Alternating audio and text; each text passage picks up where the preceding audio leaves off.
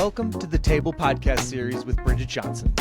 Each month, we give you game-changing conversations about K-12 education and leadership. Join us as top educators, field experts, and administrators share actionable strategies to transform your school community. Let's dive in. Welcome to The Table, the podcast where student-life professionals, educators, and change makers come together to share stories, insights, and ideas for building communities where everyone belongs. I'm your host, Bridget Johnson. Today, I'm joined by two incredible guests. First, Kelin Mark Sr., middle school director at Park Tudor School, who made history as the first Black male principal in both Wayne Township and Park Tudor, and has been recognized with both the MG Raby Award and the Jefferson Award for his work in equity and mentorship. He's also the creator of the DADS program, an initiative designed to help fathers and male role models take a more active role in their children's education. And joining him is Brother Thomas X. Williams, a national speaker, youth education advocate, and co-founder of Love and Light Ministry, Inc., whose work focuses on empowering young Black males through character development, leadership, and academic resilience.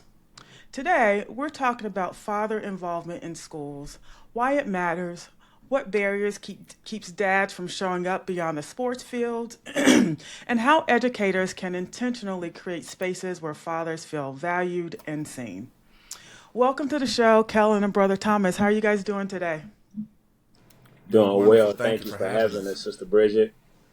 Absolutely. I love it. I'm so excited to jump in today. So I'm just going to actually just get started. So, Kelin, you created the DADS program out of something you were clearly seeing as a gap in schools.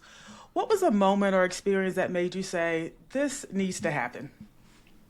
Absolutely. It started out personal. I've been a dad for 19 years. I have one son. And it started with a couple of personal experiences. The first one, I was at work, doing what I need to do at school, and got off work, went home, and my son was sitting on the couch with a bag of ice on his nose and had a bloody nose. Uh-oh. And so I said, hey, what happened to you? He said, Dad, I, at recess, got hit in the nose with a kickball. And so I asked my wife, I said, is he going to be okay? She said, yes. And the first thing I thought of was, why did no one call me as his father? I'm involved. I'm his father. I absolutely want to know if my son was injured at school, but no one ever called me. And that is the first thing that happened to me. And then secondly, one day at school, a couple of years later, as a school introduction, they're talking to the different kids. And then someone asked my son, is your dad in the home?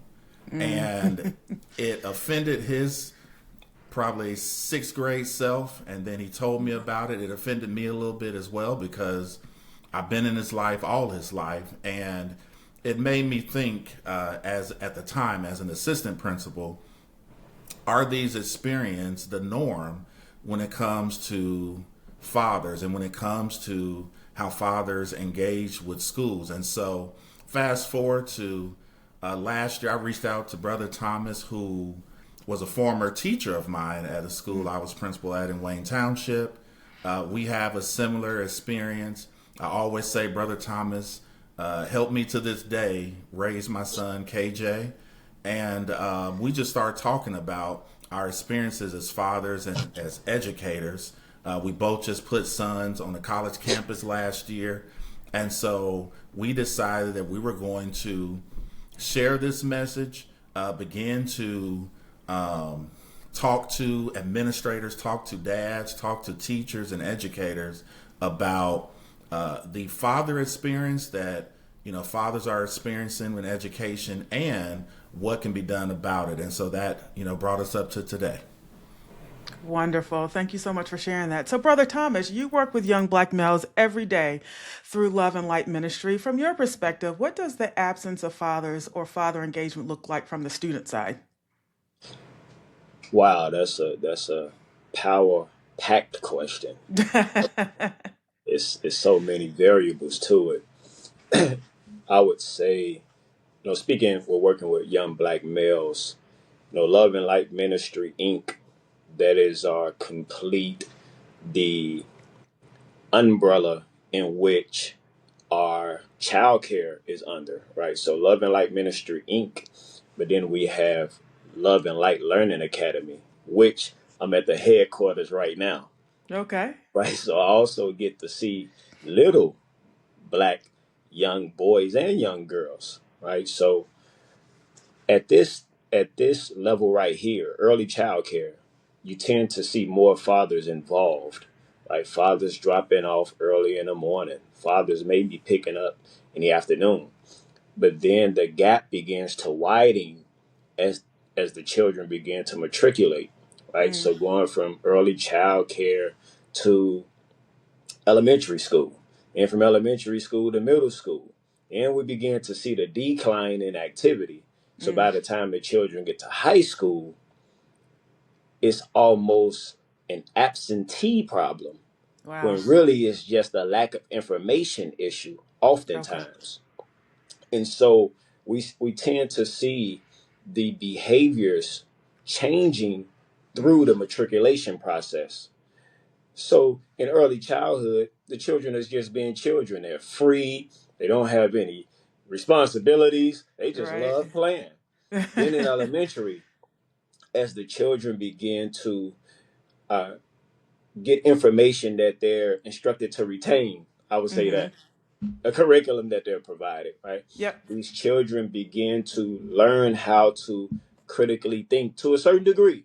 Yeah, sure. And then the father and mother dynamic may change, right? Or even if the father is in the house, oftentimes the grips on the child begin to loosen in elementary. So by the time the children get to middle school, now in 2026, with the new generation of children, I take it back to Frederick Douglass. Remember, Frederick Douglass had a saying that it's easier to build a strong child than it is to repair a broken man. Oftentimes, unfortunately, our children become broken men and women while they're children. Yeah. So we tend to see less involvement, and with less involvement by father outside of athletics, we begin to see the decline in ambition, right? So the child in elementary school and early childhood wanted to be a superhero, wanted to be an astronaut, wanted to be a physicist. By the time middle school and high school come, just give me a basketball and a football or a microphone and I'm good. Got And it. so oftentimes that come from the lack of being poured into via mom and dad. And studies have shown that, fathers are 2 to 3 more times more likely to engage in watching athletics. Sure.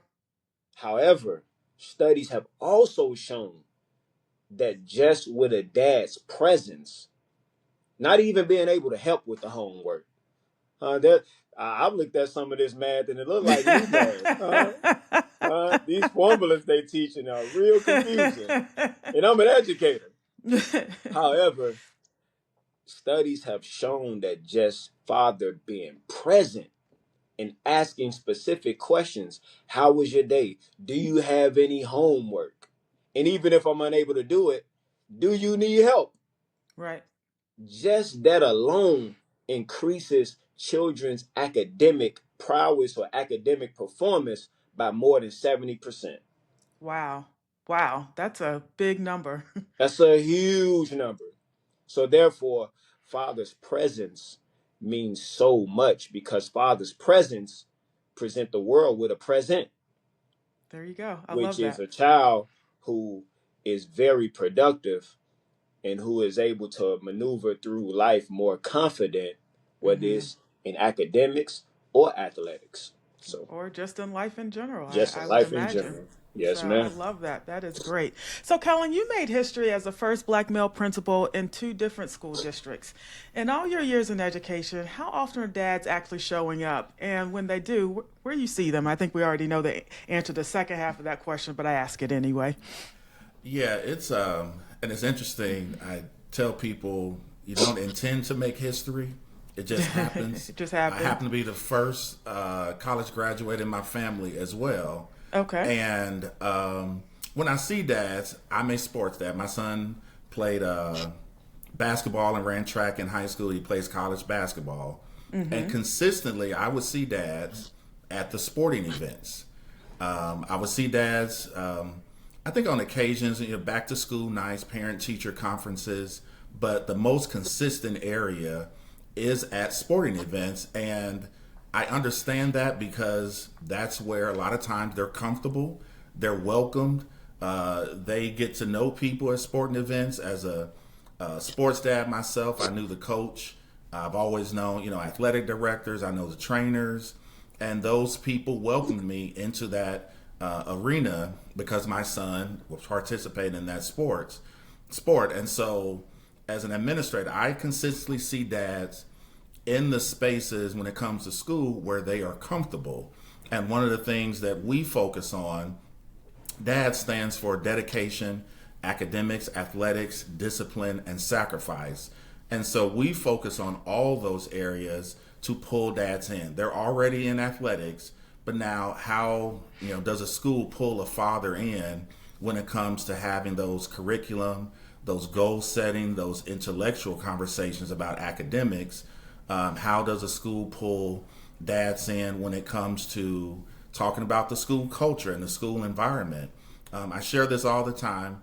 Kids are with me in Indiana 180 days a school year, and you cannot give away your power and your decision making and your voice to just myself as the principal or their teachers. Fathers need to be involved in those decisions. And so when it comes to being present and showing up, we've got to a little bit look at what the sports arena does, but also we've got to get out of some of our structures and systems that exist, whether that's a public or a private school. They still exist where fathers kind of feel left out. Yep, absolutely. And so you that's a great segue into my next question, talking about private schools, because even in private schools, you would think that there would be, more involvement with dads. But what did that reveal to you about kind of the barriers for private school parents as well?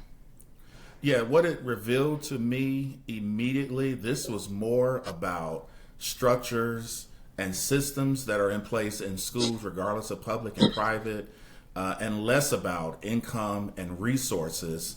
It is legitimately the same. So a simple example, we have a primary contact when we are going to call someone about a certain issue or whatever. Sure. And usually that primary contact is mom. Is mom.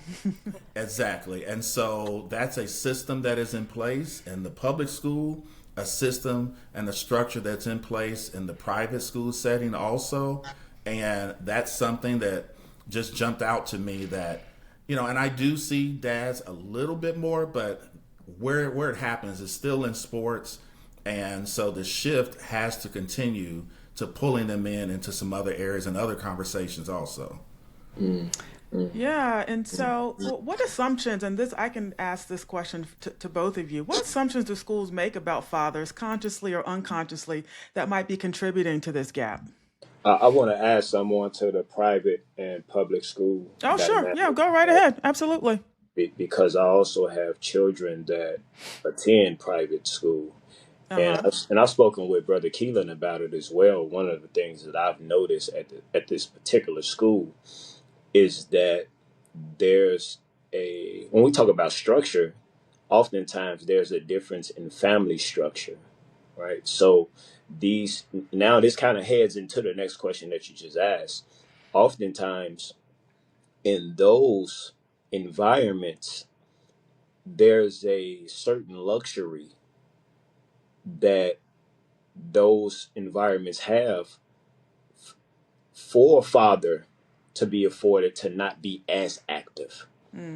However, there's a community that surrounds the child that still supports in the way that the child doesn't miss so much father not necessarily being engaged or active when it comes to the academics, if that makes sense, Sister Bridget. So for example, there's a particular event that happens at our children's school every year. Uh-huh. And, my teacher has taught to study, right, communities. Don't just look and judge, no, study. Because some of the good that the community displays added to your personal life and to your community. Sure. And so going to this event, I looked at the support that most of the children had. And not only was dad there, but grandma and grandfather was there. Yep. Great grandmother, great grandfather was there.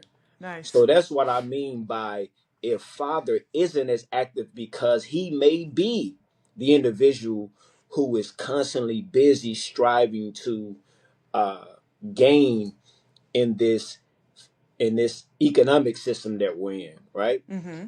So that father may be at the forefront of that responsibility. However, Sure. there's a community that still supports this child in their academic development. Mm-hmm. Unfortunately, in our community, most times, that type of community supports the child if the child is in athletics. Yeah. And not just in athletics. However, the child has to be good in athletics. Right? You can't be a bench rider and we're about to support you now. Participating, right? Yeah, you just can't be participating. You have to be really a key factor. A star. Mm-hmm. You have to be a key factor for us to surround you like that. So I say that to say, in certain communities, right, father being absent from engaging so much academically does not affect the child as much as it affects, in particular, our community, the Black community. So it's something that the Black father has to take more personal, right, when it comes to really wanting our children to develop and maneuver in society with a level of confidence, knowing that we can compete in any field. Yeah. Not just in athletics. And oftentimes, going back to something that Brother Kelin mentioned earlier, as fathers, we feel comfortable in supporting athletically because, Sister Bridget, oftentimes that is what we're allowed to see visually, us dominating in. Mm-hmm. We are rarely shown dominating in the STEM fields. Right. However, whether it's basketball, football, track, hockey, golf, we are displayed as individuals who have the ability and the capacity to dominate.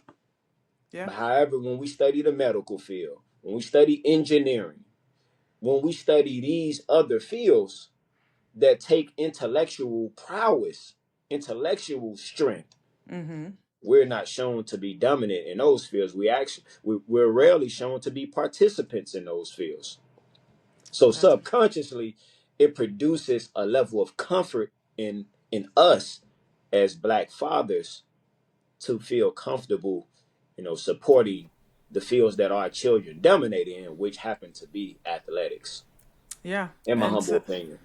In your humble opinion. In my humble opinion.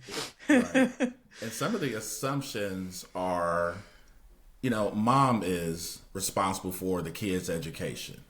Another assumption is dad is too busy. He's working. He's providing for the family. And then another one is that dads only care about the end result. Does my son or daughter have an A or a B? Are they passing? Are they passing? Mm-hmm. Yeah. That's it. And we know, that grade is just one indicator of, student learning. And one of the things that I try to do with fathers is take them behind the grade and talk about, what led to this A or B, what habits are being created, have those discussions about the curriculum, and then send them home with the tools that they can further support their kid. Because if you've got a good student, that A or B is great and is awesome. But now you really got to continue to push, to guide, and to pull out of that student. And so it's up to schools to find ways to further engage fathers and into those academic discussions, those school culture discussions, and pull them in that way. Yes. Absolutely, because you also, you talked about not the grade is just kind of one piece of it. How kids are showing up every day, because you can have a Yeah, kid who is getting A's and B's, but not really showing up, yeah, and not really fully engaged. They're just kind of doing the work, or sometimes just not even doing the homework, just getting good grades on the test, right? yeah, And yeah, so Right. all of that matters when you're thinking about the whole child, right? And so we talk yes, about it the whole is. child all the time, but sometimes that whole child gets left behind as long as they're performing.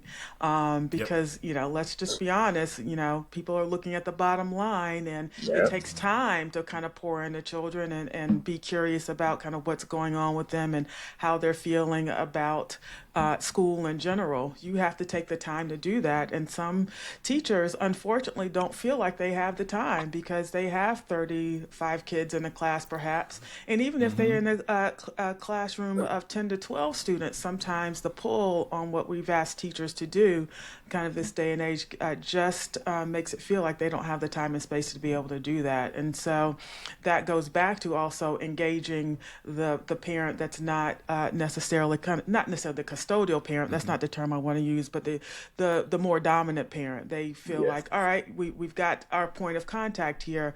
I don't have time yeah. to That's look right. into where the other parent is and why they're not engaging. That's not my job. That's not my business. So a little bit tricky there It to does. figure out how that we can engage and who should be doing that engagement. Is it at the principal level, designing programs so that to pull fathers in so that to be more involved? Do we put that mantle on each individual teacher to look at the parents in their classroom to see who is showing up? It's hard to say. I don't think there's one correct answer, but I Correct. think there Right. at least should be some discussion about that. And Yes, so ma'am. that's why we're talking about it today. Yes, That's right. indeed. Yes, indeed. And we work from a family engagement framework Yeah. called the 4 Ps. It starts with parents, presence, partnership, and power. And so that entry point is at different levels. So if you Yep. say, hey, as a school principal, the I would say start at the parent point. And when it comes to dads, know who your dads are. Are they blue collar workers? Do they work, shift work? Are they 9 to 5? Understand who they are. I'm big on doing surveys. I'm big on doing, I call informal focus groups. I've done a halftime meet and greet for dads. I knew they were going to be at the game. Yeah. And so I had my secretary clear out our classroom. We had some refreshments. Halftime of a middle school basketball game is about 15 minutes. Come on back. Let's meet. Let's talk. But really knowing who those dads are and parents are is a good starting point. And then determine from a presence standpoint, where do you want dads present? Do you want them, at parent-teacher conferences? Do you want them picking up and dropping off? Do you want dads present when it comes to expanding who's responsible for the school's culture? I've advised administrators on creating advisory groups. So when you're planning for the 26-27 school year and you're talking about different events, you need to pull a group of dads in there to look at how these events and get their input on the school. Look at school policy with dads in mind. And then for teachers, that classroom management plan, we want to send our kids to a environment where it's managed well, they feel welcome. Pull a couple of dads in and say, hey, here's what I'm planning in classroom management. What does this look like to you as a parent, as a father within the classroom, so that you're getting that feedback, you're getting that engagement from the people that you truly need that support from. I love that. That's important. And some small steps. I mean, that halftime piece I think could be really powerful. And it doesn't take a lot of heavy lifting. It's not a long program. It's you've already got a captive audience, and so I think giving people practical tools or practical ideas that don't take a lot of effort, money, fill in the blank is really helpful. So Kelin, let's talk about the DAS program a little bit. It was specifically designed to remove barriers. Walk us through how it works and what it looks like when a school implements it. Yes, so we, Brother Thomas and I, we first engage the fathers and have those conversations about what dedication looks like given the amount of time they have as a dad. We talk about academics, athletics. We talk about the discipline. Does that home discipline policy match the school discipline policy, and understanding what it looks like? And then finally, we close with sacrifice. And so schools give us an opportunity to engage with their dads, meet with their dads, do a dad professional development is what it is. Mm-hmm. And then from the school aspect, we start with just a self-audit on how do schools communicate to fathers. Number one, are there any intentional communications and opportunities to communicate with dads directly as a starting point? And then we go from there. What is it we want that partnership to look like in our school that can address, for example, academics, that can address absenteeism, and just starting with examining structures, policies, communication within the school, mm-hmm. and then build from there. We also do the same thing with teachers. Some teachers may want dads more present and assisting with homework. And so we talk about what that looks like. Other teachers may want dads more present within the classroom. And so what does that look like from a standpoint of pulling dads in to have a presence in that classroom? And so that self-audit, that self-reflection, going through the framework, how much, when it comes to power, how do we empower dads? And it causes administrators and teachers to give up some power, but how do we empower dads to support the school and the community? And that comes in a number of different ways. I tell my teachers, if you're going to make a phone call to a parent, make sure you reach out to both parents. And then we really try to move schools from being more reactive to proactive when it comes to phone calls and calling dads, so that we're not picking up the phone. Oh my God, what did KJ do today? But right. It's, hey, Mr. Mark, KJ, he got a B on this test. He's an A student. Here are some ways that I think we can get him to an A, and here's what I need from you. And as a father, and Brother Thomas would agree, those conversations don't happen too often, but right. when they do happen, it makes us proud. Yeah, there you go. So, Brother Thomas, you talk about systemic challenges that diminish young men's ambition and sense of purpose. How do those same systems impact fathers' willingness or ability to even engage in schools? You asked some great questions, Sister Bridget. We like this. I appreciate you. Yeah, we like this. We like this. Yeah, I think it really challenges fathers in a way that, I put it like this. Actually, it's a great question, because I was having a conversation with a school principal on this past Saturday, mm-hmm. about this similar situation. And so we were discussing, our conversation was based off of a prior conversation I had with an individual who teaches in the school system that has a master's degree, right? We look at degrees as achievements that show you're qualified for certain positions, right? Sure. That are awaiting you. So this right. particular educator, right? The students here in Indianapolis had been out of school for a few days because we had a big snowstorm here. And so they were mm-hmm. doing e-learning.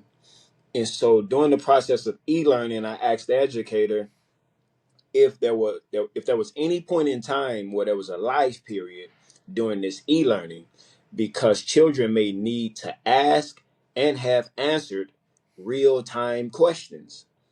And so mm-hmm. this educator, this master degreed educator who's qualified for the position that was awaiting him now, the educator said emphatically no, right? Wow, emphatically? Yeah, so emphatically is just a sophisticated word for 4 letters. The first one end with H and the last one end with L. So emphatically no. No, I appreciate that. I'm gonna use emphatically. Yeah, emphatically that way no. From now on. Yeah, emphatically no.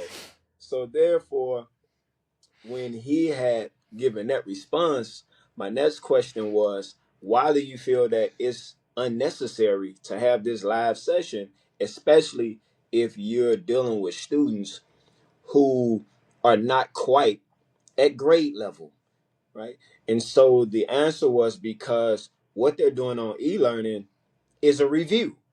So therefore, they should have that. I said, well, my question was, well, how about if they didn't get the original instruction? So they still have questions while you're giving them the review. And if this student sends an email at 11:30 a.m. and you don't receive it till 1 p.m., that is an hour and a half that this student has gone without having their question answered. This student feels defeated now because this is the day they decide to actually dig into what it was that you was giving them, and wanted that individual dialogue because maybe they are shy or embarrassed of lifting their voice in a classroom where there are 25, 26 students. Since I'm e-learning, now I have the ability to have some one-on-one engagement. If there's a live session and you can answer my question as if you are my tutor slash teacher, teacher slash tutor. But yet the individual said emphatically no. And so I took this conversation to a principal, and the principal stated, well, I kind of understand because our teachers are human beings too. And so they're using those days to prepare for when they go back into the classroom. I say, well, I don't think that it's a either or. I actually think it's a both and. Both and like they You were know, going to be in the classroom anyway. Like, anyway, that's tricky. That's a tricky answer for me. And so therefore, when it comes to how does this make a father feel, right? If my child isn't necessarily going to be supported, and I'm not supported as a father or encouraged or shown how to support my child, now it just creates an environment of confusion. And whenever there's confusion, there's going to be an illusion. And that illusion is things are okay. When we know for certain that things are not okay as it relates to our performance in this educational system. And so, well, but even if it's, sorry to interrupt you, but I gotta step in, because even if there's an illusion that things are okay, or that I don't have a voice and I don't have the right to ask any questions. I think that's the other piece that could happen here, is that there is no, what I like to call the term psychological safety, where you feel like I can ask a question at any time and not feel like I'm out of place, it's a stupid question, or I don't have a right. And so we've created that environment for both the student and the father. And the father. In this particular situation, I'm like, are you kidding?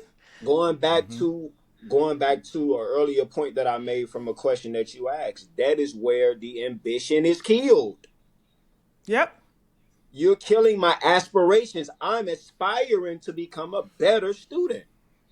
But because you do not want to put in the extra effort, you begin to kill. Or any effort. I'm getting fired up about this right now. Any effort, because as a teacher, that is your job. And you're supposed to field questions. You're supposed to make sure that you're creating an environment where people can learn.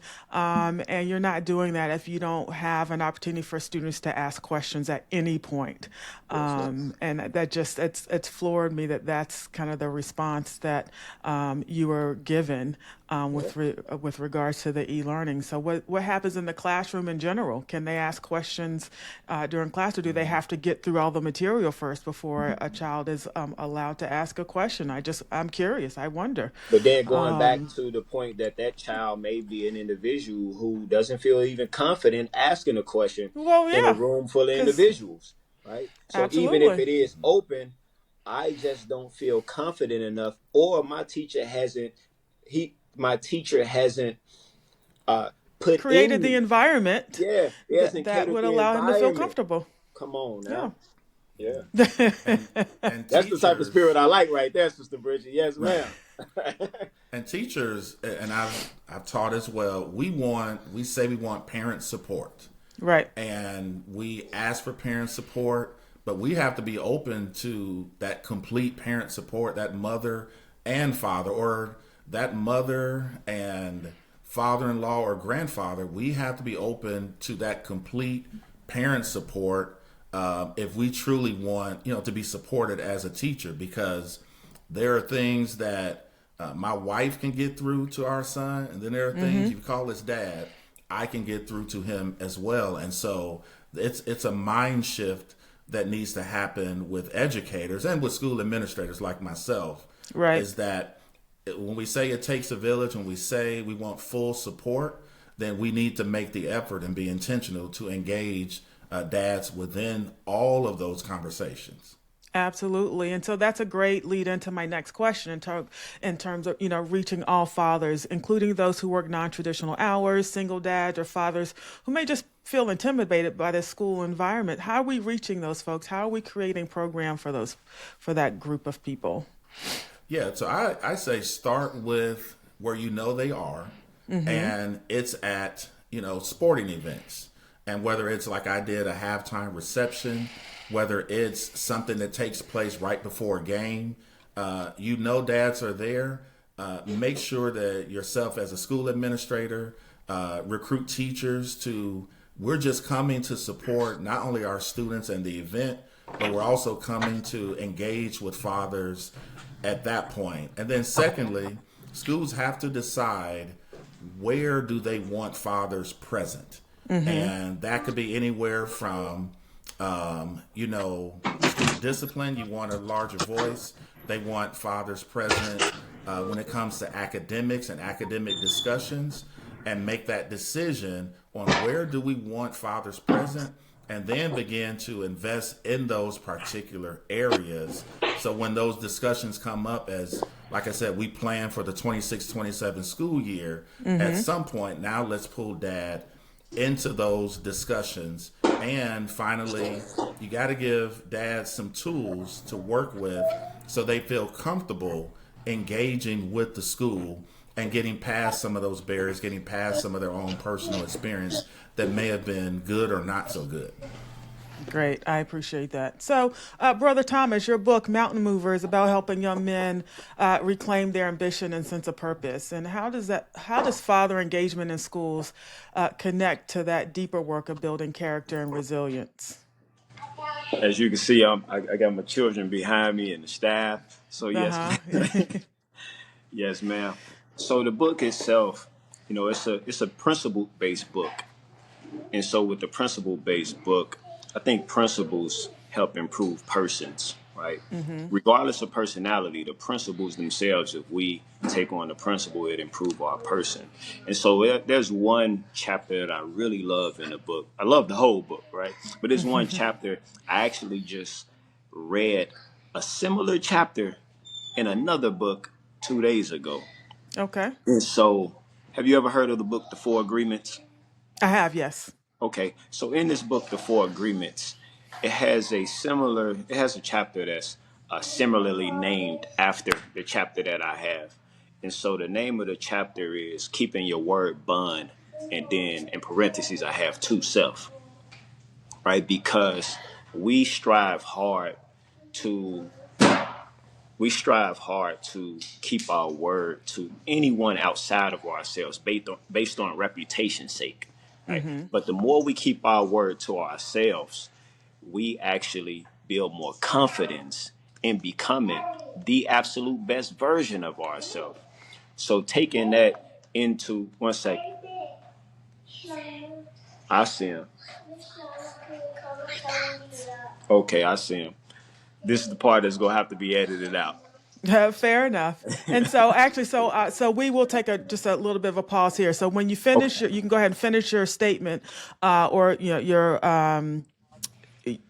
answer, your response, and then mute yourself, and then I'll go to Kelin. Okay. You can go ahead, go to him. You can go to him now, and then I remember my point that I'm going to make. Okay, so we're Yes. going to kind of edit this part out. And so then I'm going to go to Kelin. You said your mission is to make sure that every student has champions both at home and in the classroom. What does that look like when it's working? It looks like everyone's being heard. Number one, it looks like everyone has a voice. That student, that son or daughter, that mom, that dad, that everyone is being heard, and then that voice is connected to that school and that community. Okay. And so that's when you feel you're on a good path. As a principal myself, when I know, when I tell a kid, listen, I know your mom and dad, I know what they expect of you. And then I hold that student to accountable to what the parents want for that student. That's when you know you're on the same page and you're on a good path, and that you understand as a administrator, as a principal, what that father wants for his son or daughter. And so how that happens, there's so many ways, but it starts with intentional actions, intentional communications. It starts with some clarity between the school and the family, the school and the father, on what exactly do you want for your son or daughter this school year. And fathers being able to communicate that, because once that communication happens, it holds me accountable, I hold my teachers accountable, and dad will hold that daughter accountable as well. And so that's something that it motivates me, Bridget. It keeps me going. Having a kid in college, I see the end results out of high school. I look at the investment that I made into my son and getting him to the place where he can, go off to college and pursue, what he wants to pursue. And I also feel good, which I think is a byproduct of this. My wife does a great job and has always done a great job with our son, but it helps me lighten the load off mom, who gets the phone calls, who, hey, come pick him up. He threw up in third grade or something, or they didn't bring cupcakes. So when dads are able to step in, whether dad is in the home or he's not, and that those parents are not together, it just lightens the load for that mom as well. And that's something that I continue to strive for still as a school administrator. I love that. And so just thinking about kind of the programming that you guys are promoting and kind of what you're doing, what are you doing things kind of outside of your current, you guys are both in Indianapolis, or did I get that correct? You guys are both in the same city. Are you doing things Yes. outside the city? Are you hoping to kind of take this conversation nationally? Kind of where are you guys with what the programming that you have and what you're up to? I'll let Brother Thomas join in, but the answer to all of that is yes. Our message continues weekly. We've been talking to an organization in Milwaukee, Wisconsin, about an event they're doing for fathers this fall. We've spoken with, we've got a meeting with some schools coming up here this month. Okay. Where we're, going into the schools and continuing to work. And then, of course, we do our own events online. We do webinars for fathers. And so the answer is yes, we want to partner with schools outside of Indiana, in New York, wherever, to bring not just, the dad's program, but we want to bring change, and we want to bring what I think is an untapped resource that schools just do not tap into. And we know schools, they get funding. There are funding challenges. We all deal with it, even in a private school. But sometimes you got to stop and look and say, what is that one area that we're missing? Or what is that area that we haven't tapped into? And that's where our dad's program come in to activate. I'm at a school of 200. Let's say there are 145 fathers. That's 145 potential advisors, potential mentors to other kids. And so we want to help schools tap into that untapped resource. Wonderful. Yes. May I add something, Sister Bridget? Absolutely. That was actually a assistant superintendent that was speaking to us about the program. And one thing that she said was that many schools, whenever thinking of fathers, they're always bypassing father to get mentors. Right? She said many schools think mentors will solve the issue. Right? So they bring in mentors to meet with the students Right. instead of actually going to the root of the issue. She said fathers are actually the root of transforming the children. Right? So I'm big into studying scripture. Right? So in the scripture of the Bible, I think it's Romans 12:2. It says, "Be ye transformed by the renewing Renewing of your mind. of your mind." And so who can help a child renew his mind more than the father and mother that produced it? There you Right? go. Along with the assistance of the educator, along Yep. with the assistance of the church, the mosque, the synagogue, wherever you attend. So it's a village that helps the child transform the mind, but that village starts with the individuals that produce this child, and that father being one of the greatest components that goes toward helping the child transform. So And I'll Absolutely. add this very quickly, Bridget. Yep. I, as a father, I know my son's 3 or 4 best friends.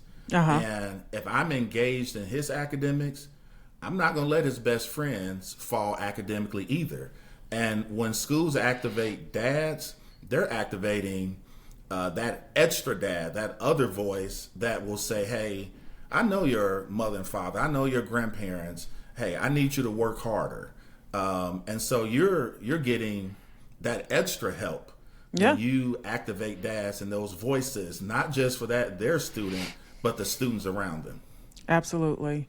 And so before we close, Brother Thomas, we took a little bit of a commercial break while we were talking about your books. I don't know if there's anything you wanted to add about, helping young men reclaim their ambition and sense of purpose and how that connects to fathers. We were talking about that before you had to take a little bit of a break. So I wanted to make sure that we closed that conversation before we closed out today. So anything else you want to yes, ma'am. add?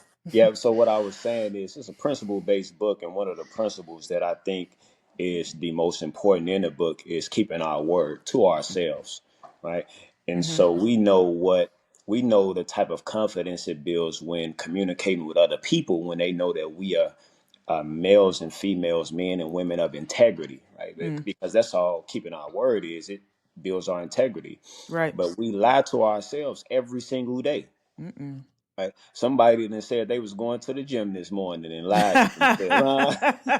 Uh-oh. Hopefully they ain't stepping on no toes, right? Oh, I'm good. I went to the But gym this morning. I'm but good. however, it's the smallest things that we lie to ourselves about. Sure. But keeping our word builds a level of confidence that allows us to function in a way that really is indescribable. And so the book is based on helping young people pick up these principles at an earlier age so they'll move at a faster pace, right? So if you're a young man who's keeping your word to yourself at 12 years of age, there is absolutely nothing you're unable to accomplish by the time you're 18 years of age. So that's it. Wonderful. And so as we close today, Brother Thomas and Kelin, is there anything that we haven't talked about today that you think is critical for educators or fathers to understand? I would say, and I really thought about this, engaging fathers, the byproduct of what could happen is far greater than we know. We know the education field, there are not a lot of black men as educators. There's not a lot of black men as school principals. And to see dads coming in to a school building, being present, being active, I believe that would do something to our young black boys, seeing dads come in and talking academics, seeing dads come in and talking goals, sitting down with the principal and having those positive conversations. I truly believe that's a larger byproduct as we try to attract, more young black men into education. Sure. I think they need to see it, and I think they need to see it starting with, the men and the dads and the father figures in their life. Absolutely. How about you, Brother Thomas? Yes, just to add on to what my brother Kelin was saying, this is not solely just for the betterment of children, right? We know fathers being involved will help children, but also fathers getting involved. Okay, actually, fathers getting involved will help fathers as well, because this, as we stated earlier, this is not an either or. This is a both and. Mm-hmm. So the more and more fathers get involved, we're helping to cultivate ourselves as well. And when our children look at us and seeing that we're doing the work on self, mm-hmm. then it gives them the confidence to do more work to become better than the self that we're striving to become. So the goal is for each generation to supersede the previous one. And if they see us doing the work, then it's almost a guarantee that they'll supersede us because they're looking at the example that we're setting. I love that. I think that's a perfect place for us to close. Kelin and Brother Thomas, thank you both so much for being here today. You know, this conversation about father engagement is one that every school community needs to be having. And I'm grateful that you're out there doing the work and challenging us to be better and do better. If you want to learn more about Brother Thomas's work, check out his book, Mountain Mover, and his ministry, Love and Light Ministry, Inc. And if you want to learn more about Kelin's dad's program or connect with either of our guests about bringing this conversation to your school community, we'll include their contact information in our show notes. And if you're a dad listening to this or you work with fathers, I hope this conversation gave you some ideas for how to show up or how to invite others in. And so, again, thank you so much for your participation today. And so thank you so much to our guest for being a part of the roundtable discussion today. And we have some exciting news to share. You know, the Dean's Roundtable is now on Instagram and TikTok. Follow us for leadership insights, community building, resources, and conversations that matter to student life professionals. Just search for the Dean's Roundtable on both platforms and join the conversation. If you're enjoying the table, don't forget to subscribe, share it with a friend, or leave us a review. It really helps more people find us. And as always, thanks for pulling up a chair at the table today. I hope this conversation gave you something to think about, or maybe even something to try out in your own community. And it's like I always like to say, take care of yourselves, take care of each other, and we'll see you next time at the table. Have a good one. Thank you for joining us for this episode of the Table Podcast Series. Is your student life program delivering on your mission? Our new K-12 student life assessment moves you beyond anecdotes to evidence-based decisions. Through comprehensive stakeholder surveys and expert analysis, you'll get concrete insights across 8 essential dimensions of student life, from culture and wellness to staff effectiveness and resource allocation. We're seeking founding partner schools to be the first to experience this transformative assessment process and help shape the future of student life evaluation. Today's episode was hosted by Bridget Johnson in conversation with Kelin Mark Sr. and Brother Thomas X. Williams, produced and edited by Andrick Sigmund, and music by PremiumBeat.com. For any questions, contact information can be found in the episode description. And, as always, thanks again for listening.